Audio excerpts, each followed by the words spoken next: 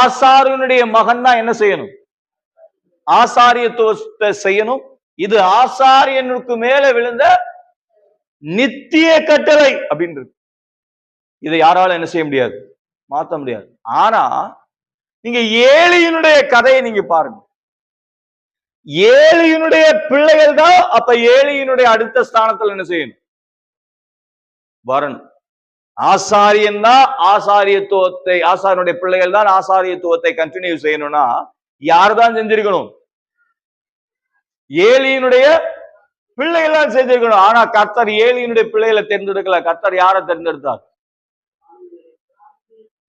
அப்ப ஆசாரியனுடைய பிள்ளை ஆசாரியத்துவத்தை செய்யணும் அப்படிங்கிறது ஒரு பக்கம் தான். நான் சொல்றேன், பாஸ்டருடைய பிள்ளை பாஸ்டர் ஆகணும் அப்படிங்கிறது என்ன கிடையாது. ஒருவேளை நியதின்னு வச்சுக்கிறோம், தேவனுடைய விருப்பம்னு வச்சுக்கிறோம். பட் பாஸ்டருடைய பிள்ளைக்கும் ஊழியத்துக்குமே சம்பந்தம் இல்லாம வளர்ந்துச்சுன்னா அது கொண்டு போய் நீங்க பாஸ்டர் ஆகணும்னு என்ன அவசியம் இல்லை. ஏலி கேட்டே இருந்தா என்ன சொன்னாரு ஆண்டவர்? சொல்லுவேன். ஏன் ஏலி எப்படி கேட்டாரு? ஏலி கண்டிப்பா தெரியும் யாரை பத்தி தான் பேசியிருப்பாரு. நம்ம பிள்ளைய பத்தி தான் பேசியிருப்பாரு. ஆனா அவன் பிள்ளையை கண்டிக்காம போன காரணத்தினால் அப்படின்னு இருக்கு வேத புஸ்தகம். நீங்க நல்லா புரிஞ்சு கொள்ளணும். அப்ப ஆசாரியனுடைய குமாரன் ஆசாரியன் ஆகணும் என்பது பிரமாணம்.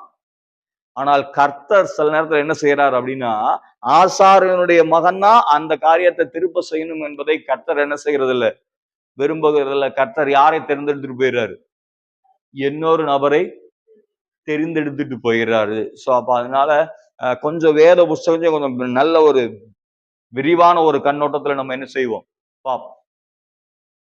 ஆசாரியனுடைய மகனாய் இருந்த எரேமியாவை கர்த்தர் ஆசாரியன் அழைக்கல. வேத புஸ்தகம் சொல்லுது, ஆசாரியனுடைய குமாரனாய் இருந்த எரேமியாவினுடைய மகனை கர்த்தர் தீர்க்கதரிசியாய் அழைத்தார்.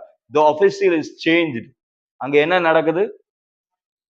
மாற்றம் நடக்குது. உன்னை வாசிக்கணுமா? எரேமியாவுடைய தீர்க்க புஸ்தகத்தினுடைய 1வது அதிகாரம் 1வது வசனத்தை வாசித்தீங்கன்னா, எரேமியா யாருடைய பையன்னு சொல்லுவாரு? ஆசாரியனுடைய பையன். எரேமியா யாருடைய பையன்?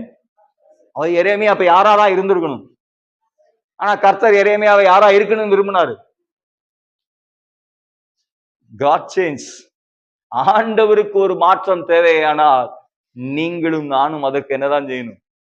இணங்கிதான் போகணும். இல்ல இல்ல என் பிள்ளைதான் யாராகணும், பாஸ்டர் ஆகணும் நான் சொன்னேன் அப்படின்னா கர்த்தர் கண்டிப்பாக ஒரு நாள் என்கிட்ட என்ன செய்வார்? கணக்கு கேட்பார். எது தேவ சித்தம்